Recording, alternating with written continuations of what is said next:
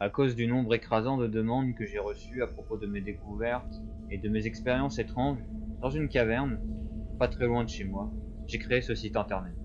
J'y exposerai les événements qui me sont arrivés durant les derniers mois. Cela commence par mon voyage dans une grotte familière, et cela se termine... En fait, ça ne s'est toujours pas terminé. Je vais utiliser mon carnet de spéléologie comme texte pour raconter mes expériences récentes. Je vous les retranscrirai exactement comme je les ai vécues dans l'ordre chronologique. J'ai ajouté des photographies qui ont été prises pendant mes nombreuses expéditions dans la caverne.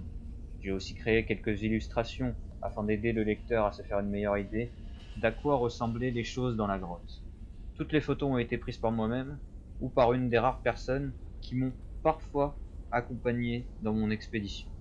Je souhaite bien préciser certains détails avant de raconter les événements qui se sont produits. Premièrement, la plupart des images ont été prises avec un appareil jetable de marque Kodak.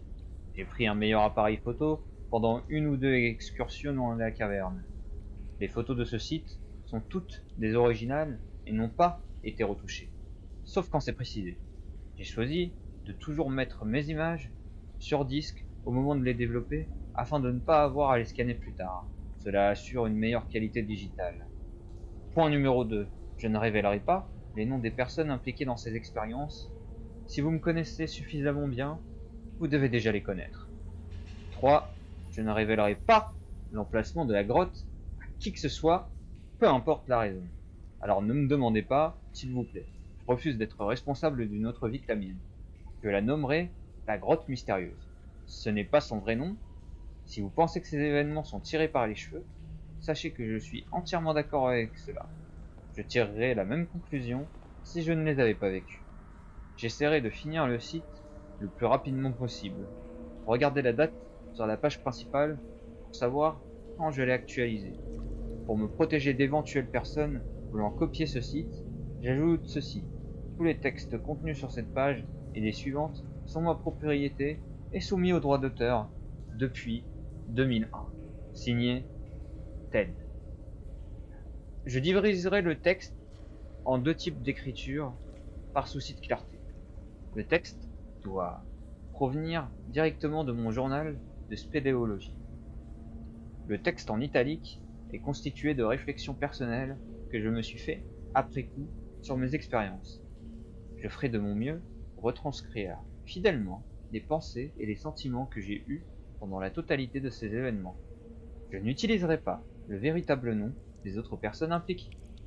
En revanche, j'inclurai tout le texte pertinent de mon journal. Je n'omettrai que de petites parties.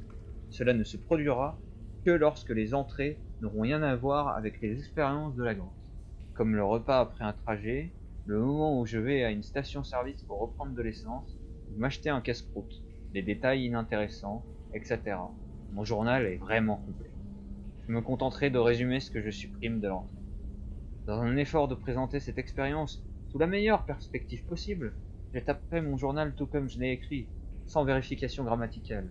Veuillez pardonner mes fautes, mes commentaires additionnels aideront à comprendre ce que j'ai écrit dans mon journal. B, c'est comme ça que je vais l'appeler, B et moi avons décidé de faire une nouvelle excursion de spéléologie avant le nouvel an. Alors nous avons jeté notre dévolu sur la grotte mystérieuse.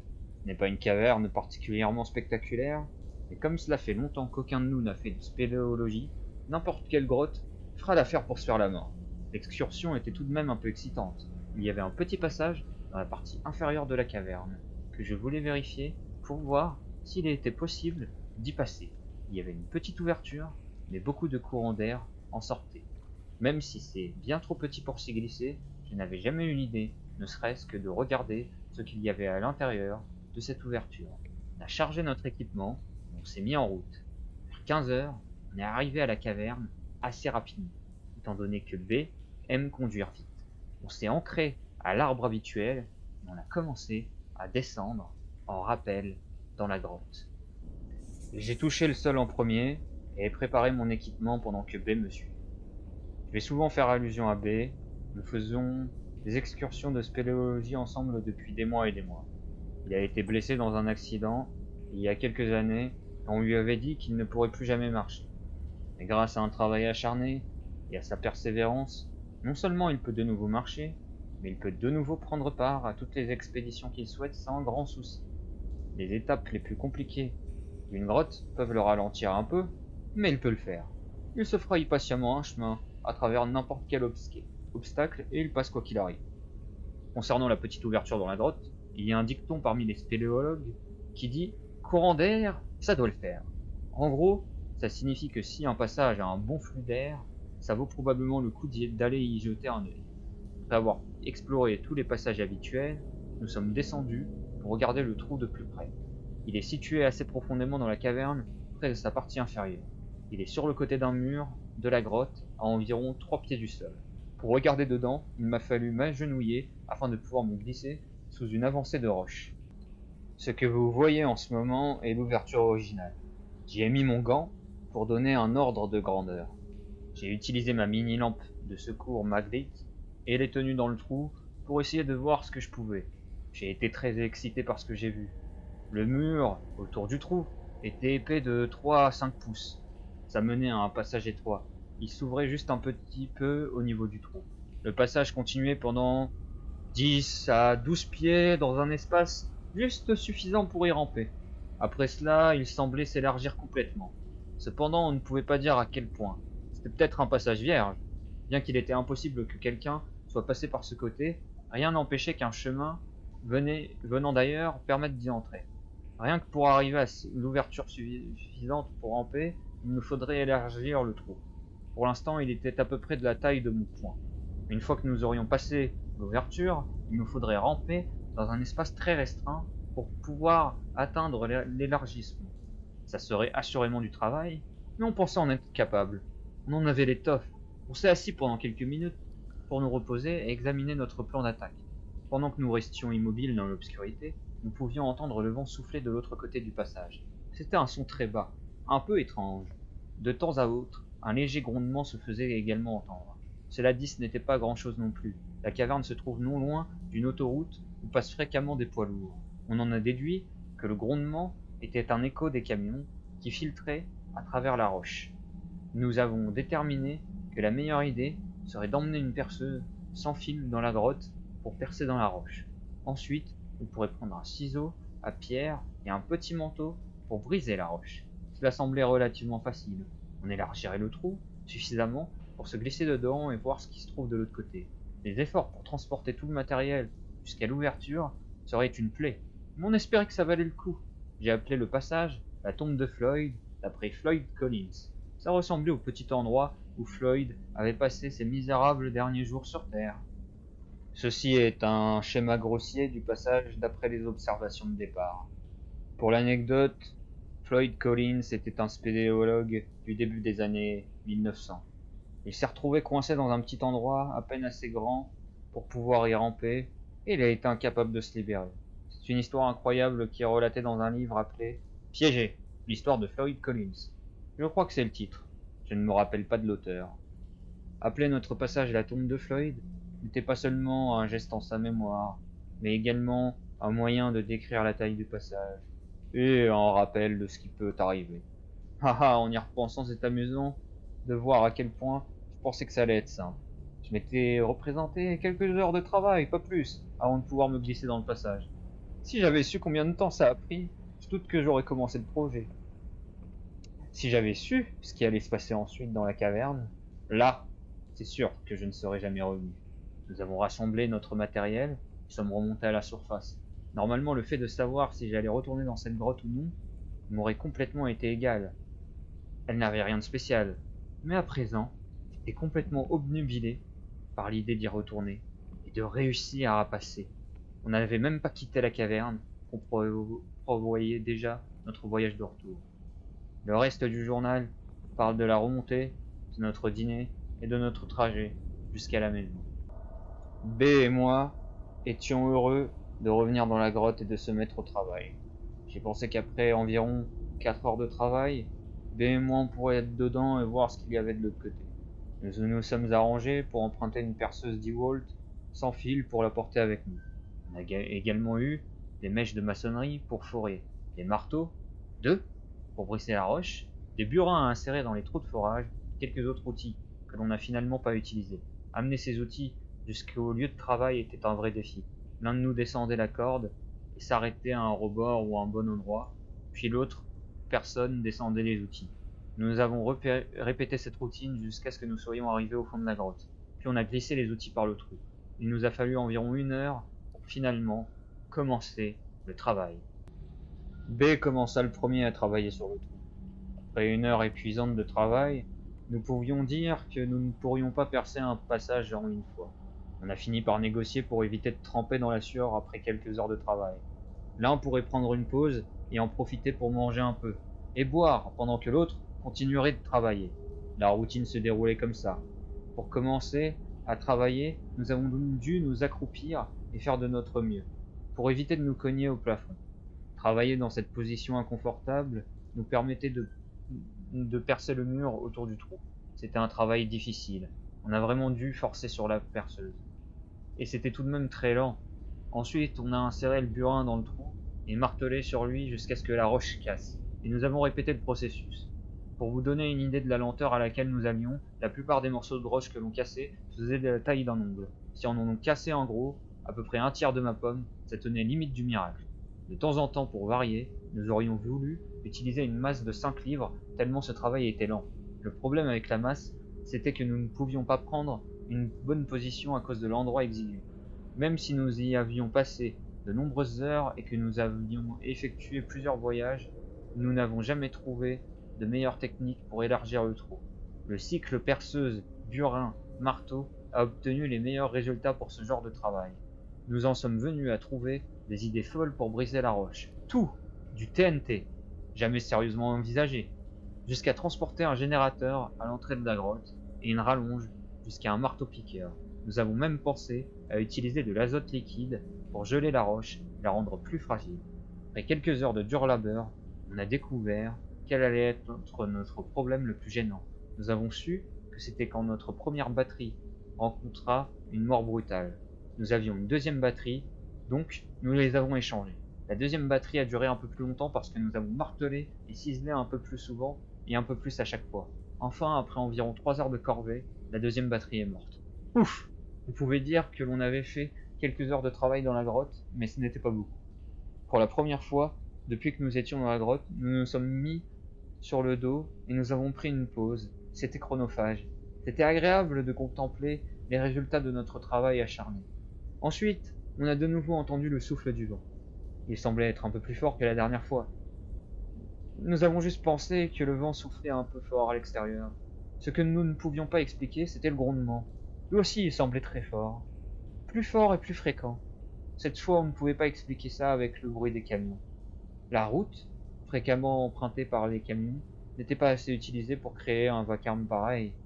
À cette heure de la nuit, elle devait être tranquille. Pourtant, le grondement a continué. Il semblait venir du plus profond du passage. B a déclaré qu'il demanderait à des spéléologues expérimentés ce qui pourrait être à l'origine de ce bruit. Nous n'avons pas passé beaucoup de temps à contempler notre œuvre. On devait encore transporter l'équipement hors de la grotte et en sortir. Actuellement, nous n'en avons sorti qu'une partie de la grotte. Et ce fut aussi un travail difficile. Ce qui a rendu la chose dure, c'était le fait que nous étions tous les deux épuisés.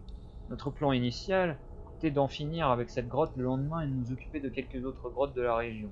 Au lieu de cela, on a décidé de s'installer dans un motel à proximité, de recharger les batteries de la perceuse et de revenir à la grotte mystérieuse. Ceci est une photo de l'ouverture après notre premier passage. Mon journal parle de la nuit après que nous avons quitté la grotte. Nous avons pris une chambre, le dîner était excellent, je n'ai pas bien dormi malgré le fait que j'étais épuisé, etc. Nous avons pas mal dormi, alors nous sommes revenus à la grotte assez tard. La seconde journée de travail dans la caverne fut à peu près la même que la précédente, donc rien de spécial. On a travaillé jusqu'à ce que les 2 batteries nous lâchent.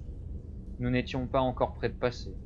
Le souffle du vent et le grondement ont continué, comme la veille. Avant que je ne poursuive avec l'entrée suivante de mon journal, j'ai pensé que ça serait probablement utile au lecteur si j'expliquais quelques détails à propos de la spéléologie et de l'atmosphère régnant dans les cavernes. Lorsque je me suis relu et que j'ai réfléchi à mes descriptions dans la grotte, Je me suis aperçu qu'une bonne partie du langage que j'employais dans mon journal et des descriptions, ou leur absence, partait du principe que le lecteur possède des connaissances en spéléologie, et sur ce à quoi ça ressemble dans une caverne. Désolé pour les néophytes. En d'autres termes, j'écris mes journaux pour moi. Je vais donc prendre le temps de donner une description plus détaillée dans la grotte.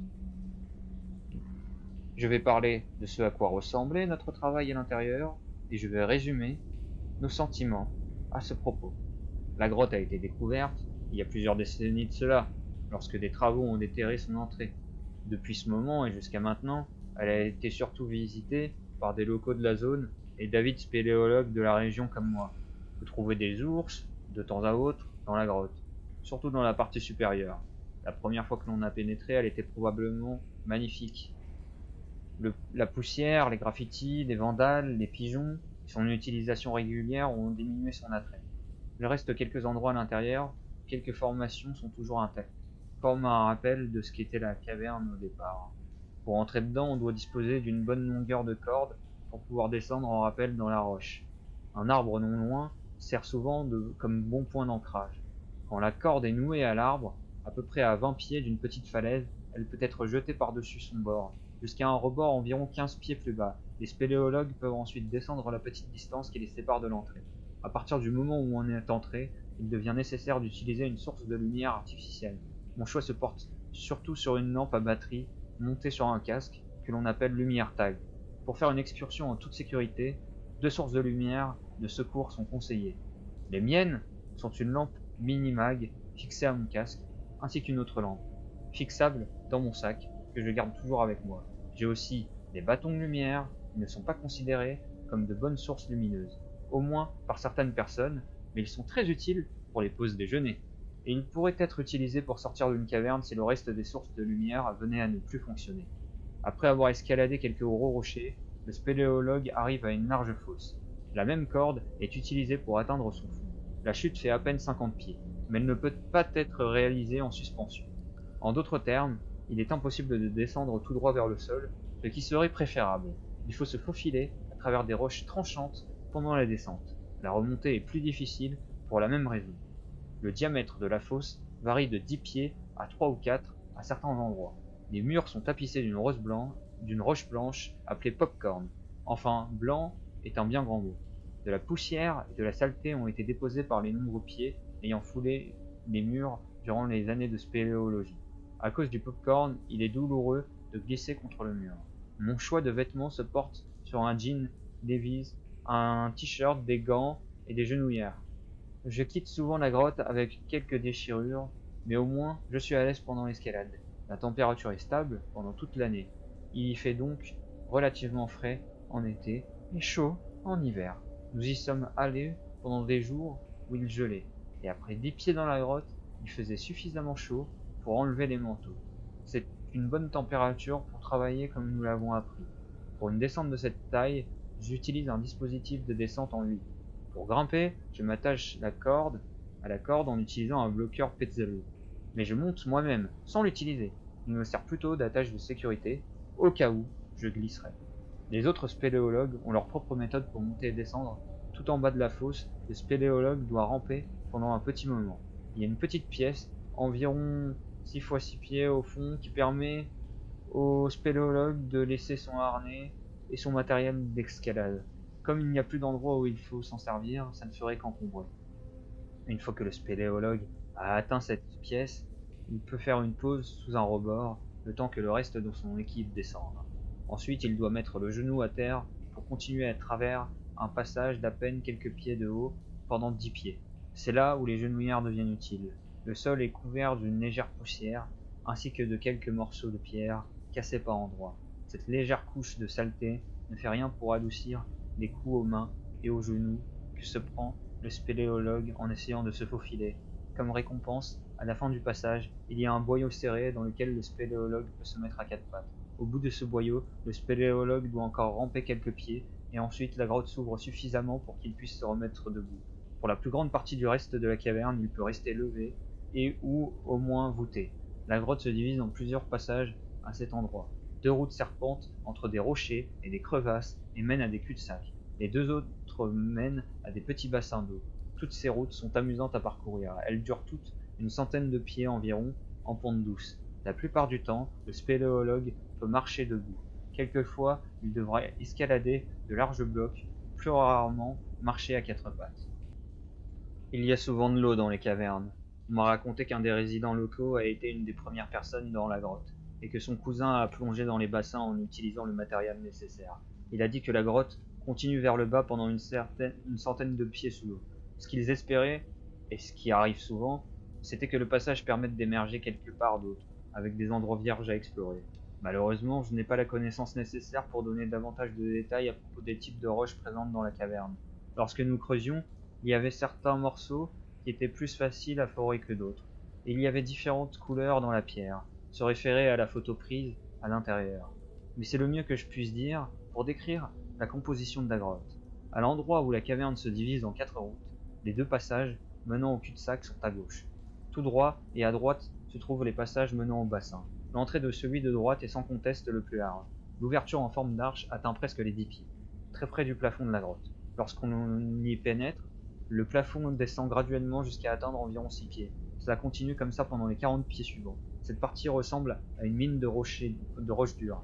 Son arche est quasiment parfaite et le sol est bien plat, ne laissant aucune difficulté pour y marcher. Il est aisé de s'y imaginer des véhicules miniers sur des rails et des mineurs couverts de terre qui tiennent leurs pioches dans leurs mains boursouflées. La pseudo-mine se termine ensuite, le spéléologue est de nouveau obligé de se laisser tomber sur les mains et les genoux et de se réhabituer au sol de la grotte. Cette fois, la section se poursuit pendant une vingtaine de pieds. Le sol descend doucement pendant la première moitié. Ensuite, ça devient raide et glissant. Les spéléologues physiquement aptes peuvent continuer à descendre en restant sur leur garde. Quand j'y vais avec B, je porte le bout de la corde que nous utilisons pour descendre jusqu'à cet endroit. La plupart du temps, j'ai besoin d'attacher une autre longueur de corde à la première pour être sûr de pouvoir l'utiliser pour atteindre le fond. Il faut encore ramper quelques pieds au fond. Et pendant les 10 ou 12 suivants, le spéléologue peut doucement recommencer à regagner la position debout. Après avoir marché pendant quelques pieds supplémentaires et descendu une petite pente, le spéléologue arrive à une zone basse qui a un passage menant directement sur la gauche. Il se termine 75 pieds plus loin, devant un des petits points d'eau. À droite se trouve un mur de pierre. Tout droit se trouve un renforcement d'à peu près 3 pieds dans le mur. À l'arrière de ce renfoncement se trouve un petit trou de la taille d'un softball. Pour s'approcher du trou, le spéléologue s'agenouille sous un surplomb en s'appuyant sur la roche qui sort du sol de quelques pouces. Au moment où le spéléologue atteint cet endroit, soit il est très chaud, soit il transpire, et la première chose qu'il remarque est la légère brise qui sort du petit trou. Cela a été ce qui m'a permis de considérer le trou comme un passage potentiel vers des portions inexplorées de la grotte et qui m'a finalement mené à raconter tout cela. Comme à mon habitude pendant toutes les années où j'ai fait de la spéléologie, l'équipe atteint un point dans la grotte, souvent au plus profond de celle-ci, où toutes les lumières sont éteintes. L'obscurité remplit les yeux. Pendant un moment, chaque spéléologue fatigue ses muscles oculaires en essayant de capter la plus petite lueur dans cette nuit factice. Après quelques tentatives inutiles, il tourne sa tête vers un son, peut-être un autre spéléologue, uniquement pour retrouver l'usage de ses autres sens, qui augmente ensuite. Les sons, les odeurs et les sensations qui avaient été presque oubliées tout ce temps reviennent en force et en détail. La douleur de l'arrière-train assis sur le sol dur, l'odeur de la poussière, de la transpiration, du guano, le son du matériel moderne glissant contre de la roche, hors d'âge, tandis que les spéléologues essayent de trouver un minimum de confort dans cette fondation solide. Au fond de l'esprit de chacun d'eux, à ce moment, une question se pose. Et si quelqu'un devait remonter la caverne sans la lumière, le ferait-il? Est-ce qu'il retrouverait tous les virages et les coudes qui l'avaient mené jusqu'ici? Sinon, est-ce qu'une équipe de sauvetage le trouverait à temps? La profondeur des ténèbres, rencontrée à cet endroit, est quelque chose qui peut être rapidement expérimenté en dehors d'une grotte. Au début, beaucoup de néophytes déclarent de façon erronée qu'ils devaient approcher leurs mains à 2 ou 3 pouces pour pouvoir les voir. La vérité est que l'œil humain ne peut voir sans lumière. S'ils n'entendaient pas quelque chose venir vers eux, ils le sentiraient avant de le voir. Complètement. Et totalement noir. Cet exercice est un bon moyen de rappeler aux gens de prendre une lampe de secours. Tandis que nous travaillions dans la grotte, nous avons développé un système assez tôt et très peu changé pendant les excursions suivantes. La première fois où nous sommes allés dans la grotte, B a pris le premier tour de forage de l'ouverture. Après environ une demi-heure, il a eu besoin d'une pause, alors j'ai pris le relais. Il m'a dit ce qui marchait le mieux, j'ai continué à faire la même chose. Nous avons essayé de nouvelles choses de temps en temps pour utiliser de nouveaux muscles, mais nous avons souvent été réduits à l'usage d'une seule méthode. Nous avons utilisé une mèche de maçonnerie et appuyé sur la perceuse aussi fort que nous pouvions et creusé un trou dans la pierre. On portait des lunettes de sécurité et des masques pendant notre travail. Ensuite, nous avons inséré le ciseau et l'avons frappé au marteau pour briser de petits morceaux de la grotte. Puis nous creusions un autre trou et nous répétions le procédé. Parfois la perceuse atteignait un endroit moins dur dans la pierre et cette étape se trouvait raccourcie. Nous travaillions jusqu'à ne plus en pouvoir et ensuite B et moi échangions les rôles. Pendant que l'un de nous travaillait, l'autre restait dans le noir et mangeait ou buvait ou s'allongeait simplement sur le sol de la caverne, rembourré par les sacs de cordes. Après seulement quelques rotations, nous étions suffisamment fatigués pour faire une sieste pendant nos tours de repos. La seule lumière que nous utilisions était celle du casque de celui qui travaillait. Comme elle pointait directement dans le trou, la personne qui se reposait était laissée dans l'obscurité presque totale. C'était un bénéfice bienvenu, vu que la personne se reposait. Eh bien, se reposer. La pause aussi était une chance de se rafraîchir un peu, ce qui n'était pas bien long grâce à la température de la caverne. Fort heureusement, cette température nous permettait de travailler dur, sans mourir de chaud. Je me rappelle que je regardais souvent le trou et pensais « Eh, ça devrait suffire. Je pense que je peux me glisser dedans maintenant, pour finalement être déçu dans ma tentative. » Toujours est-il que même après la première tentative et le premier échec, je savais que je continuerais à travailler sur le trou jusqu'à ce que je réussisse à passer à travers, et pas finir comme Floyd Collins. Et ce, en dépit du fait que je savais que cela prendrait de nombreuses heures de travail acharné. C'était en réalité devenu une obsession pour moi. J'essayais de venir dans la caverne et de travailler aussi souvent que je le pouvais. J'espérais que le passage menait à une autre grande grotte inexplorée, que nous serions les premiers à pénétrer. Je suppose que l'explorateur en moi, l'aventurier, voulait trouver une nouvelle frontière dans la grotte. Vu que B est également un spéléologue avide de découvertes, il était motivé par le même désir de trouver une nouvelle caverne inexplorée. Cette passion nous réunissait. Ce que nous avons trouvé n'était absolument pas ce à quoi je m'attendais.